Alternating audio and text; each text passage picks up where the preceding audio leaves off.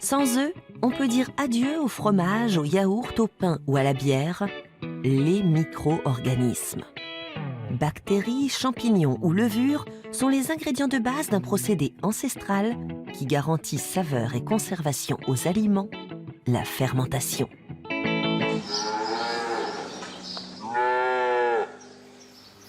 Bonjour. Salut et bienvenue dans Xenius. Émilie et moi sommes dans une ferme fromagère du sud de la France pour tenter de comprendre comment le lait se transforme en fromage. Autrement dit, comment fonctionne le processus de fermentation. Pour commencer, il faut du lait, bien entendu. Du lait de vache, ton préféré, Oui, et du lait de chèvre. Il est encore tout chaud. oui, on ne peut pas faire plus frais. Dans cette émission, nous allons découvrir les enzymes, les bactéries et les moisissures en action. Mais d'abord, faisons plus ample connaissance avec ces ferments qui nous veulent du bien. On parle de fermentation quand des matières organiques se transforment sous l'action de micro-organismes spécifiques. Pendant ce processus, le pH chute et le milieu s'acidifie, ce qui empêche la prolifération de micro-organismes pathogènes. Parmi les micro-organismes bénéfiques, il y a les moisissures ou les levures, par exemple, qui transforment la farine et l'eau en pain. Les bactéries sont également de formidables auxiliaires de fermentation. On les trouve presque partout et elles se multiplient très rapidement. Pour fonctionner, elles ont besoin de sucre et de glucides qu'elles convertissent en alcool, en acide ou en dioxyde de carbone. La bactérie Acetobacter aceti, par exemple, change l'alcool en acide acétique, ce qui donne du vinaigre. La plupart des processus de fermentation sont naturels et se déroulent spontanément. Tout ce qu'il faut aux micro-organismes, c'est de l'oxygène et un peu de temps.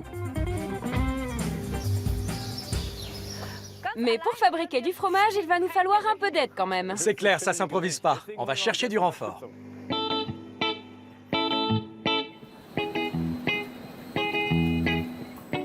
Cornelia Fricker et Guillaume Desmery sont les propriétaires de cette ferme. Ils possèdent 20 vaches et 150 chèvres qui leur donnent tous les jours près de 700 litres de lait.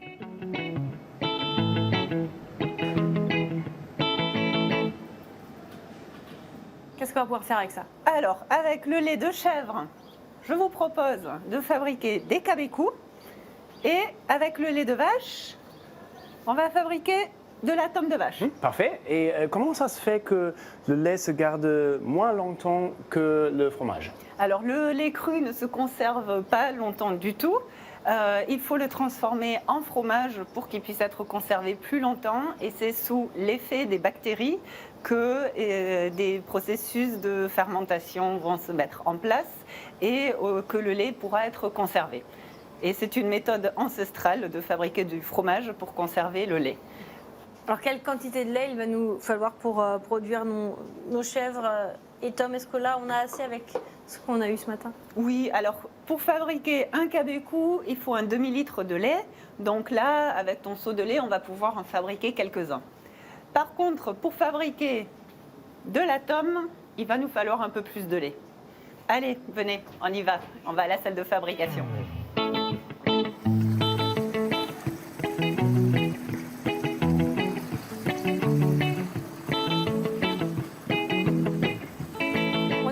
Notre lait cru de chèvre et on veut en faire un fromage. Oui. Pour ça, il va falloir que ça fermente. Tout à fait. Donc, je vais te laisser ajouter le ferment, qui est ici un ferment mésophile, donc qui agit à 20 degrés. C'est la température ambiante de notre salle de fabrication. Un ferment mésophile. Voilà. Je n'ai jamais entendu. Il ne sera pas mot. nécessaire de chauffer le lait pour qu'il agisse. D'accord. Et donc, c'est un levain qu'on a fait. Donc, on a fait agir les bactéries dans le lait. Et ce levain est prêt, donc ce ferment, pour ensemencer maintenant notre lait cru. Alors, tu peux y aller. Je te laisse verser. D'accord. Alors, comme ça, je le verse un petit Oui, peu partout? oui. Et on va également ajouter ici le géotrichum. Ouais. C'est la levure qui va être responsable de la surface de la croûte du fromage. Donc, bactéries ici et levure ici. Voilà, exactement. Donc, il en faut une petite dose que je te laisse répartir également dans le lait. Comment est-ce qu'on faisait avant quand on n'avait pas les laboratoires qui pouvaient fournir les bactéries et les levures? On faisait du levain à partir des propres bactéries du lait cru, tout simplement. Juste un petit peu. Oui, voilà, il en faut à peine un peu. Bon, après, on est vraiment en train de parler d'un monde microscopique. Nous, on voit à l'œil nu pas grand-chose. Hein. On va remuer. Je te laisse faire. D'accord.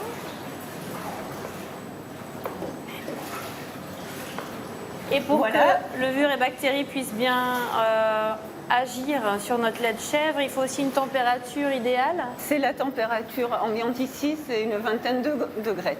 Donc maintenant, c'est bon, tu as assez remué. On va laisser ce lait pendant 5 à 8 heures s'acidifier sous l'effet du ferment.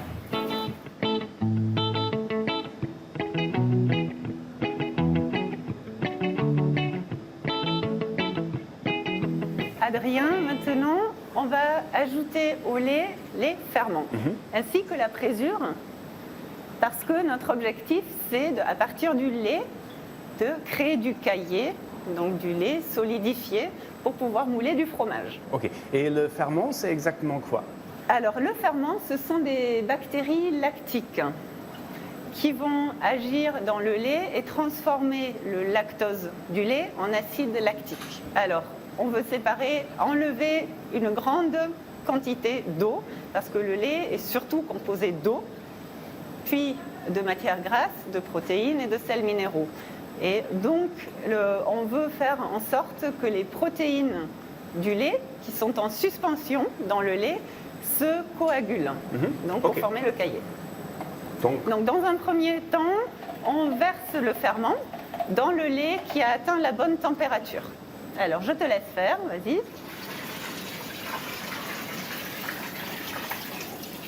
Et maintenant, qu'est-ce que vous avez là? Alors, ici, c'est la présure, c'est-à-dire c'est une enzyme qui va faire coaguler le lait une fois que celui-ci est acidifié.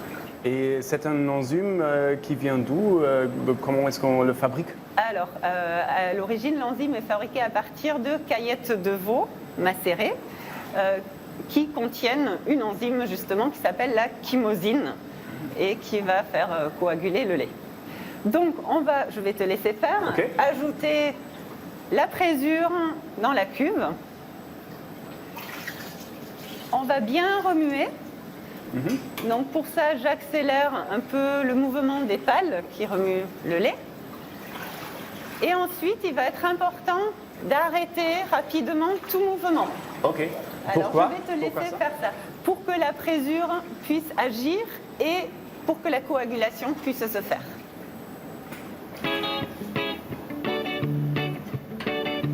Arrêtez le mouvement du lait. C'est un peu lourd.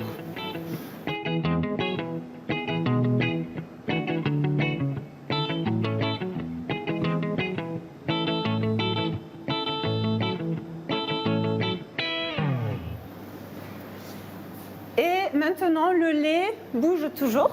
On ne le voit pas trop en superficie, mais dessous, il y a beaucoup de remous. Donc, il est important d'arrêter rapidement ces remous. Ok. Alors, je plonge cette plaque dans la cuve pour que le ferment puisse travailler. pour que la présure puisse travailler. Toutes les sortes de fromages, ou presque, proviennent de cette combinaison magique, présure et ferment. Assurer la coagulation du lait, c'est la principale mission de la présure. La présure de veau est une enzyme, une protéase plus précisément, qui brise les liaisons des protéines du lait et les dégrade. C'est la coagulation. Elle est présente naturellement dans la caillette, le quatrième estomac du veau. Cette dernière est prélevée sur les animaux abattus pour la boucherie et mise à macérer, afin d'en extraire la présure.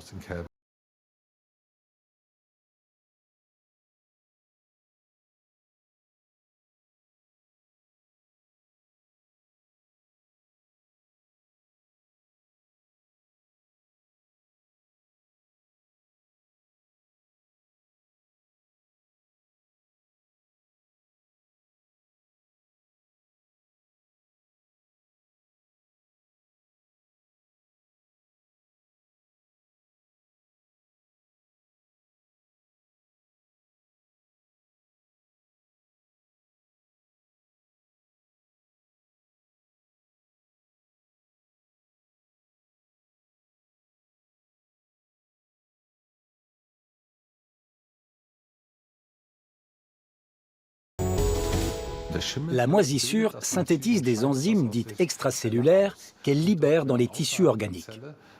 Leur mission est de dégrader les molécules protéiques de façon à ce que la moisissure puisse les absorber. Ce sont ces enzymes qui nous intéressent. Nous les prélevons par extraction sur des moisissures cultivées en bioréacteur. La souche en elle-même est détruite.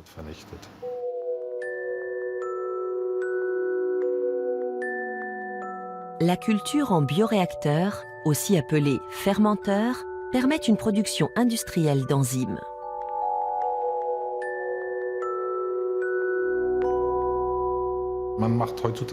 La demande de l'agro-industrie fromagère est tellement importante qu'il est impensable de se limiter à la présure animale. Le nombre de veaux de boucherie n'est tout simplement pas suffisant.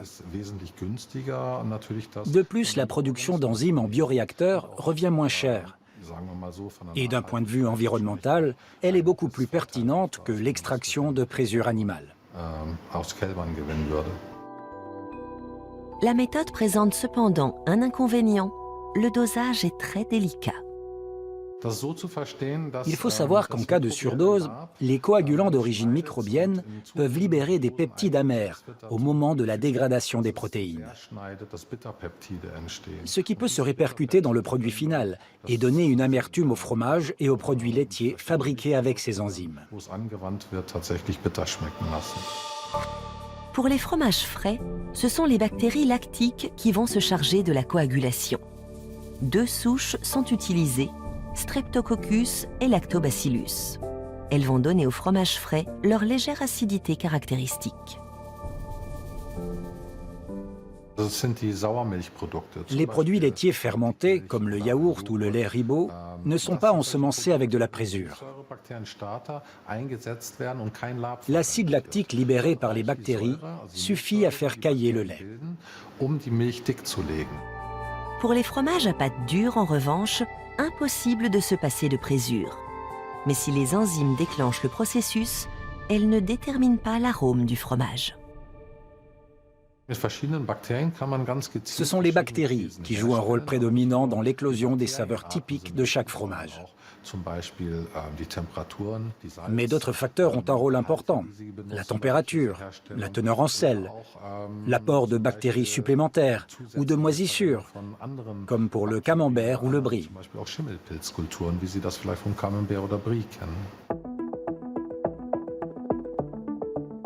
Et voici l'ennemi numéro 1 des fabricants de fromage, les bactériophages.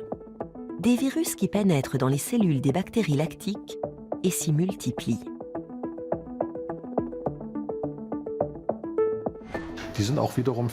Les bactériophages sont sans danger pour l'homme, mais dans une fromagerie, c'est une catastrophe. Ils s'attaquent aux ferments lactiques et bloquent leur développement, ce qui a pour effet de ralentir ou de bloquer complètement la maturation du fromage. Les ferments sont complètement inactivés. Heureusement, la mise en place de mesures d'hygiène renforcées permet en général de venir à bout de ce problème et de sauver le plateau de fromage.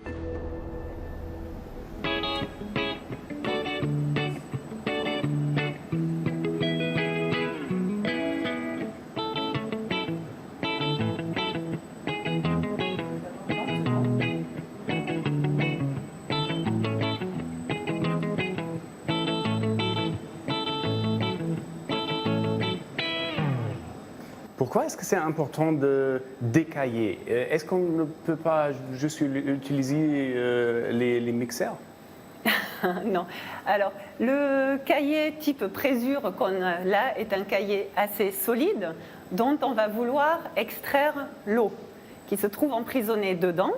Et c'est pour ça qu'on le découpe en cubes dans un premier temps et en morceaux de plus en plus fins et qu'on va le brasser. La présure a déjà fait sa travail ou est-ce que c'est encore le process? Oui, alors la présure a fait coaguler le lait dans un premier temps et maintenant j'ai augmenté la température de chauffe à 41 degrés. Elle va avoir une action optimale et elle va continuer à solidifier ce qu'on va appeler le grain de cahier.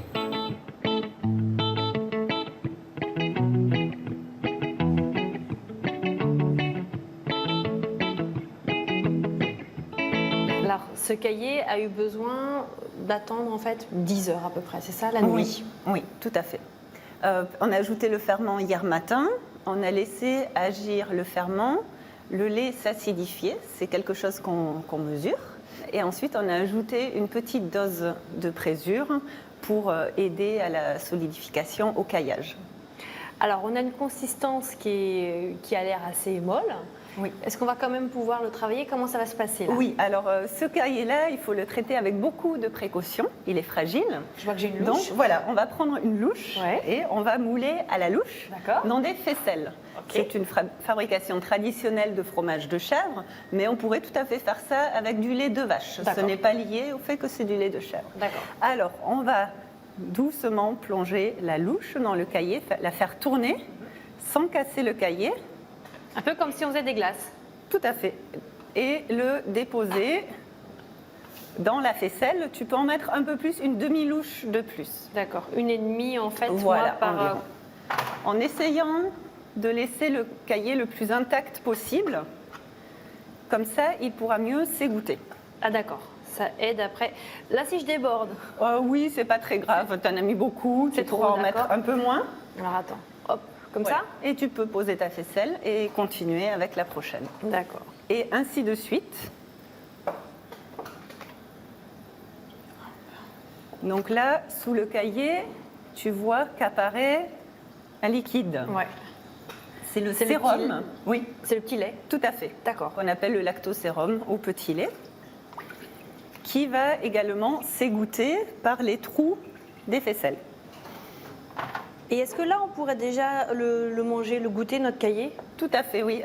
On peut manger du fromage frais qu'on appelle de la faisselle, tout simplement, parce qu'il est moulé dans ces moules qui s'appellent des faisselles.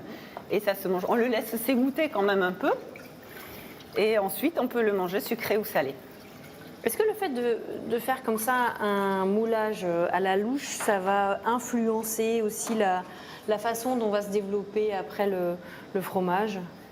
Oui, la façon dont on découpe le cahier a une influence sur la texture du fromage et aussi sur la façon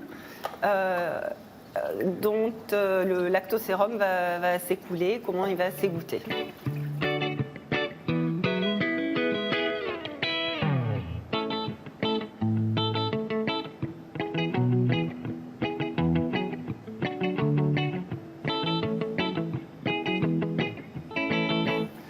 Voilà, on a déposé les grains de cahier dans ces moules où ils vont reposer pendant toute une nuit. Nous allons travailler avec ceux d'hier. Alors maintenant, on fait le salage. Tout à fait. Alors, on va d'abord enlever les toiles. On n'en a plus besoin parce que le fromage, voilà, comme tu vois, il tient bien sa forme. En une seule nuit, ils sont déjà bien fermes. Alors, le mouvement, c'est on lève le moule. Oui, ou comme ça. Oui. Comme ça. D'accord. Et là, on a une petite signature. Tout à fait. On met ce motif-là sur nos tomes fabriqués au printemps. Ce sont des petites fleurs. Et sur les tomes d'autres saisons, on met d'autres motifs. Comme ça, on reconnaît la saison. Est-ce que le sel aide aussi à la fermentation? Alors, le sel aide à la conservation du fromage et au goût, surtout. Et il va aider la croûte à se former. Donc le premier salage se fait comme ça à la main avec du sel sec. Et ensuite, jour après jour, on va continuer à saler les tomes à l'eau salée. Et ensuite, plus tard, on ne va les frotter plus qu'à l'eau.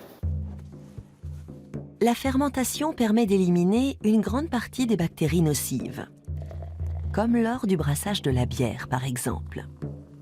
La découverte des propriétés de la fermentation date du néolithique. Les premiers villages ne brillaient pas par leur hygiène, ce qui accélérait la propagation des maladies. L'eau, surtout, n'était pas potable et souvent contaminée. En faisant fermenter leurs boissons, les hommes augmentaient leurs chances de survie. Depuis des millénaires, on utilise toujours les mêmes souches de levure pour brasser la bière. Un peu de nouveauté ne ferait pas de mal, non? C'est exactement ce que se sont dit les microbiologistes Anne Madden et Rob Dunn.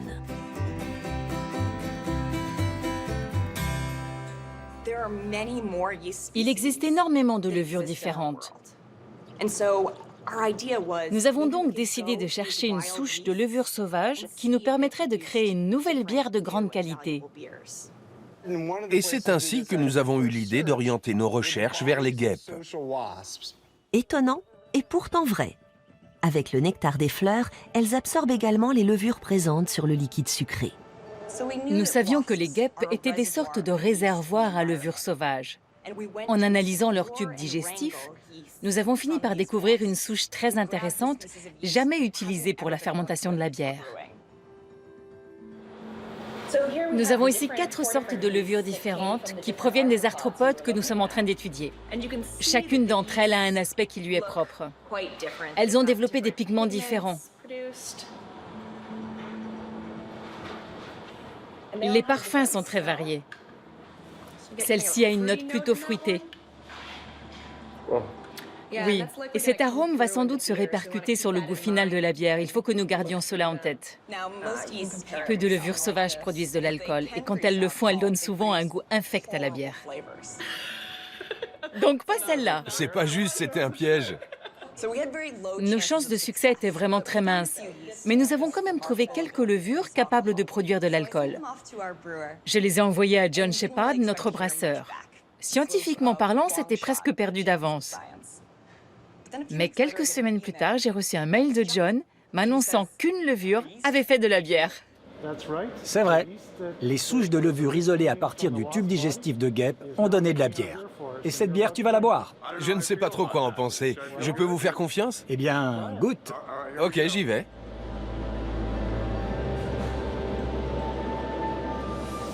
Eh, c'est pas mal. Tu aimes? Oui. Un bel arôme de guêpe et de champignons. J'adore.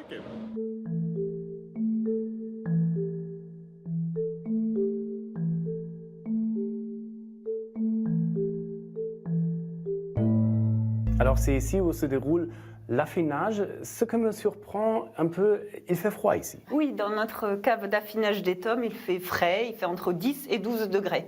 Mais c'est une température à laquelle la fermentation peut continuer. Qu'est-ce qui se passe au niveau de la fermentation maintenant? En fait, on laisse les fromages reposer, mais en fait, il se passe encore plein de choses au niveau à l'intérieur, à l'extérieur? Oui, c'est à ce moment-là que d'une part les arômes vont se développer et d'autre part la croûte va se former. Et c'est encore grâce à nos bactéries? Oui, tout à fait, à nos bactéries et aux levures qui se trouvent dans les fromages. Et en parlant du goût, est-ce qu'on goûte? Ouais. Ah oui, allez, on y va. On a cet outil qui s'appelle une carotte, avec lequel on peut carotter donc la tome sans la découper. Donc on peut déjà regarder très tôt si le fromage s'est affiné. Alors on garde la croûte, on va la reboucher. Ah ah. Voilà. Et vous allez pouvoir goûter chacun un bout de tome. Et Allez-y. quels sont les critères importants là quand tu goûtes une tome qui est encore en cours d'affinage? Merci. On partage? Vas-y. Ok. On peut regarder si on peut déjà la déguster jeune, si elle a assez de goût et si l'affinage se développe normalement, si il ne se développe pas dedans des mauvaises odeurs. Ah, d'accord, des fois l'affinage aussi, il peut y avoir des choses un peu surprises qui arrivent? Oui, alors il pourrait arriver des accidents d'affinage si des bactéries indésirables prenaient le dessus par rapport aux bactéries que l'on cherche à se laisser développer. Ce que je trouve fascinant, c'est qu'à ce stade, l'affinage a déjà modifié le goût. Au départ, le fromage a une saveur un peu douceâtre, comme de la mozzarella fondue. Là, il est beaucoup plus dense, avec une légère acidité. Ça devient légèrement piquant, hein. C'est ça. Voilà, c'est encore très doux, mais ça a déjà un petit peu de caractère. Ah On oui. sent que le caractère est en train de monter. Merci Cornelia Merci pour beaucoup. cette journée, c'était fantastique. Eh bien, merci à vous. Merci et, beaucoup. À bientôt. Merci. Au revoir. On vous dit au revoir. À la prochaine. Salut. Au revoir.